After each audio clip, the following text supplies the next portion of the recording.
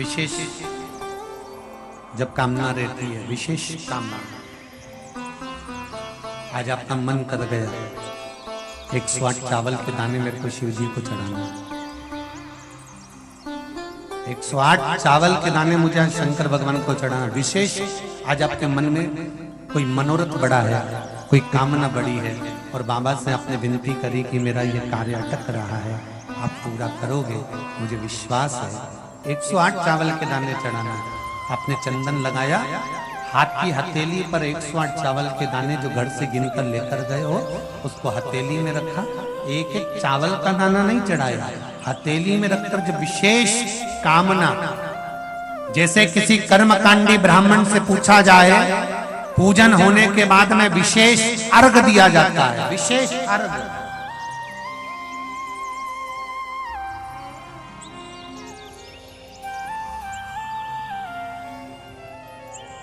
उसी तरह विशेष कामना के लिए लो दुख कटता ही नहीं है, दुख कट ही नहीं रहा।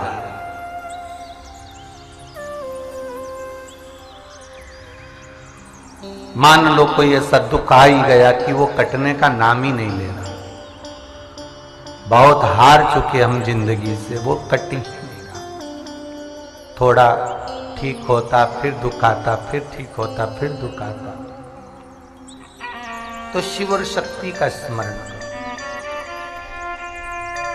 बेलपत्री के पेड़ के नीचे जब भी घी का दिया लगाने जाओ तो 2 बाती एक ही दिए के अंदर,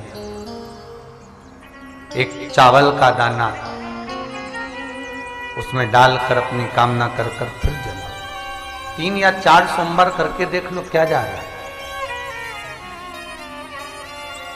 अगर मान लो कोई दुख ऐसा है कि वो कटने का नाम ही नहीं ले रहा है, कट ही नहीं रहा है, कभी कुछ तकलीफ कभी कुछ, बाबा का, शिव और सती का, शिव और पार्वती का, शिव शक्ति का, शिव अन्नपूर्णा का स्मरण कर लगाओ।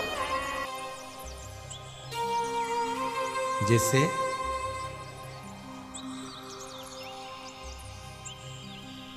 बेले के फल का गुर्दा, बेल का जो फल होता है, बेलपत्री का फल, उसका जैसे गुर्दा, उसके अंदर का जो भाग होता है बेल का, वो गुर्दा,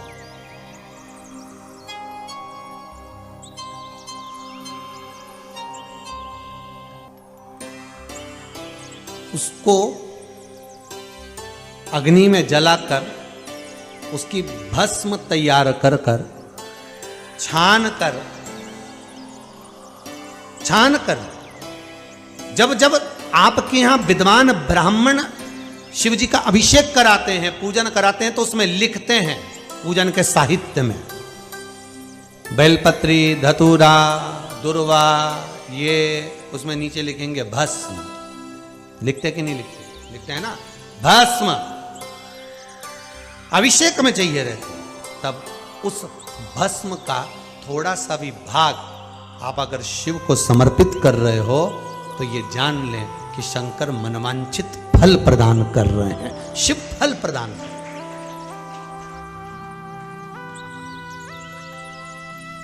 महाराज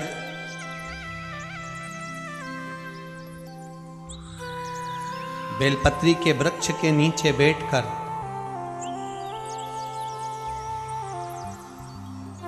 हाथ में एक बेलपत्र का पत्ता रखकर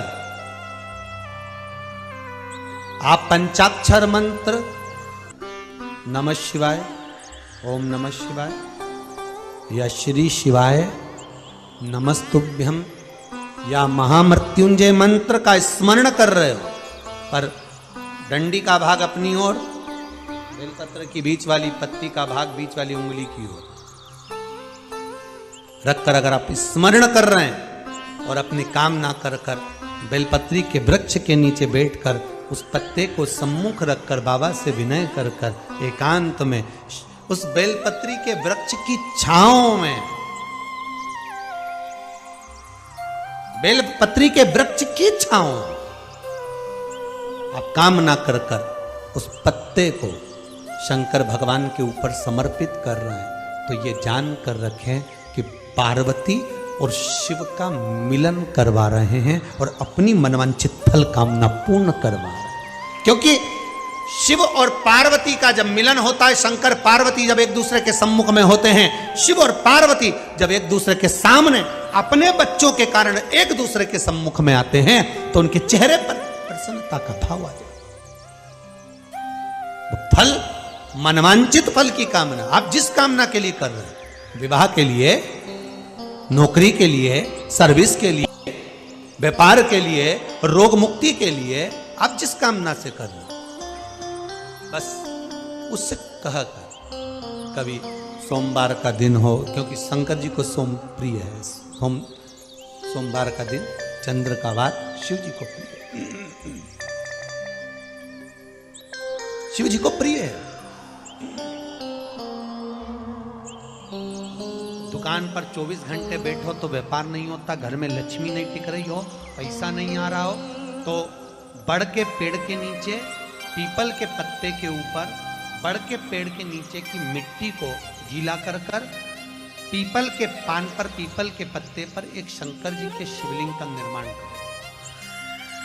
क्या बनाना है? शंकर भगवान का शिवलिंग। शिवलिंग बनाकर उसकी बटकेश्वर महादेव के नाम से पूजन करो। 7 बार कच्चा दही चढ़ा दीजिए। उस दही को थोड़ा सा चम्मच में उठा लीजिए। उस दही को लाकर जहां तुम्हारा व्यापार है, जहां तुम कमाने के लिए बैठते हो, दुकान पर बैठते हो, उस दुकान पर उस दही से स्वस्तिक बना दीजिए। और इस पीपल के पत्ते पर जो बटकेश्वर महादेव का तुमने निर्माण करा है, इसको ले जाकर विसर्जन कर दीजिए। आपकी दुकान 3 महीने के अंदर धड़ाके से चलना प्रारंभ हो जाएगी। लक्ष्मी की कभी कमी नहीं आएगी। यह बटकेश्वर महादेव का पूजन है। कौन से महादेव है? जम के बोलिए, बटकेश्वर।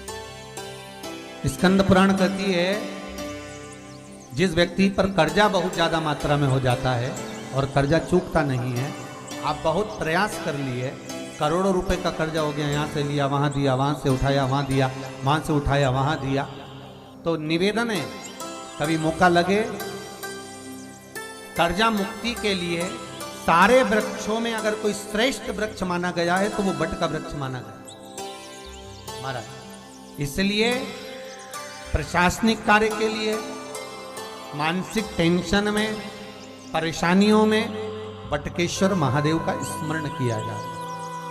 और यदि निवेदन करूंगा, बहुत ज्यादा यदि आपको कर्जा हो गया है, बहुत ज्यादा कर्जा हो गया और वो कर्जा चूक ही नहीं रहा, तो थोड़े दिन बड़ के पेड़ के नीचे आप बटकेश्वर महादेव के लिए 1 लोटा पानी, उसमें थोड़ा सा पिसा हुआ चावल पीस के गला लेना, चावल को और पीस लेना, पीस के उस पानी में मिला लेना और मिलाकर उसमें थोड़ी सी हल्दी पिसी हुई डालकर बटकेश्वर महादेव के नाम से बड़ के पेड़ के नीचे अपनी कामना कर कर जो कर्जा हुआ है उस कर्जे का भान देते हुए, स्मरण देते हुए छोड़ दीजिए।